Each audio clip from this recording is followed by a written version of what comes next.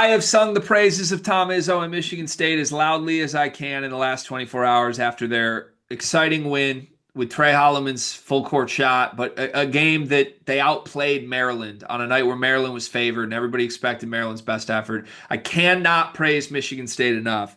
And something hit home with me in the post game. If you watch the Andy Katz Tom Izzo interview, these two Katz is just generational. Katz was like all over the place with this interview. He was like, "Why do you think you deserve to win?" And Tom got pissed and was like, "Did you watch the game?" It was great.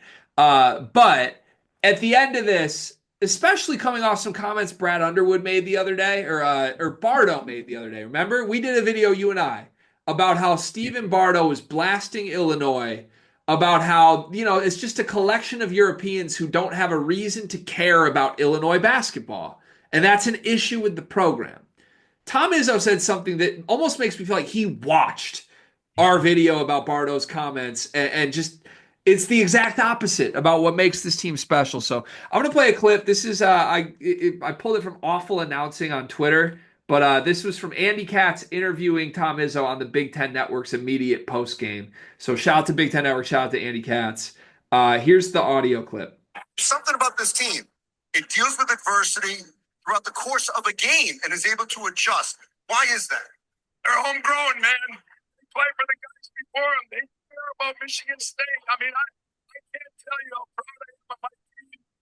Those guys. Were you able to hear that well? In the beginning, it cut out towards the end. So I was going to say, could you hear it at all? Number one, because there was some music playing in the background. And then two, Tom Izzo's voice is just as raspy as someone could possibly be. So Katz basically asks, what makes this team special? And Tom Izzo says, well, they're homegrown, man. They care about Michigan State. They play for the guys that put on the jersey before them. They really care about this, and they got each other's backs. It's true. It's special. It's rare in this era of college basketball. And I don't think Izzo's wrong to say this is a huge reason for their success. It's also exactly what Bardo was saying is missing from Illinois this season. So do you agree with how important that element of this has been for this Michigan State team? I think it's super important. I will say this, though. If you're a State fan that wants him to spend NIL money, you just got your answer. Probably not going to happen. It's probably not going to happen. And I think it's special with this group, and we love it with this group. But I think there's going to come a point where we're like, hey, all that's out the door. Like, let's go buy a player or two. And I think there's if I'm being completely honest, like he's doing such a phenomenal job with this group of players that like, how could you say anything negative about him? But there's most likely like a middle ground here between what he wants to do and what like a Calipari wants to do that truly creates like the best team possible. And maybe we're about to see that with Purdue, but I love the quote because it's working, and this group is phenomenal. The two Michigan schools easily have like they feel like the teams from the Big Ten that can go make a run right now. So I think Izzo should talk his talk. So you make a good point. Like, okay, this team's special. Look how much they care about Michigan State. How special would this team be, and how much would they care about Michigan State if, like, Maxime Renault was their center and not Shimon Zapala, or if Frankie Fiddler was Chaz Lanier? Like, how would that team care about Michigan State? They probably still would. Speaking of like who cares about Michigan State, I feel like so many of these comments this year have been like an AJ Hoggard dig at some points, rightfully so. But like, are you telling me Shimon Zapala cares more about Michigan State than Mady Sissoko? Who's hooping, by the way. Marty's kind of hooping at Cal. Mady was like taken away from like a small country where nobody had anything. He went back and rebuilt homes. Michigan State gave that kid a life. Yeah. And Shimon Zapala's been here for 2 months. He doesn't care more than Mady Sissoko. This team is not just winning because they care about Michigan State and they're happy. They're winning because they're really good at basketball. And it's easier to be good at it's easier to care, do the Michigan State special thing when like a 50th rated freshman becomes a lottery pick than it is if he becomes Max Christie, right? Max Right. Christie's issue wasn't that he didn't care about Michigan State. Max Christie's issue was that he wasn't good enough to carry a team as a freshman. Jace Richardson clearly is, whether or not he was born in the rivalry or not. So, look, I think Tom Izzo is right, and he's making a big point about what's unique about this Michigan State program. I don't know that it's the reason for their success as much as it is a really special feel good part of why people love to root for this program. Yeah, I agree. I think it's one of those situations. But by the way, like Jace, um, because of his father, like we're talking about like how much connection he has to this program. I, I'm not convinced like like his brother's not going there. Like I'm not sure the Richardsons like love Michigan State the way like the Valentines do, or even like Max Christie does. I don't know. Like I'm not sure the Richardsons are all gung ho about Michigan State the way that Jace is getting credit for. I mean, that kid was 50th ranked recruit. I think Jace went into the season like, yo, I'm a one and done. I just need my opportunity. And I don't think a one and done is going to have like this crazy, crazy level of buy in. This team is special. They do care about Michigan State. They're also just good.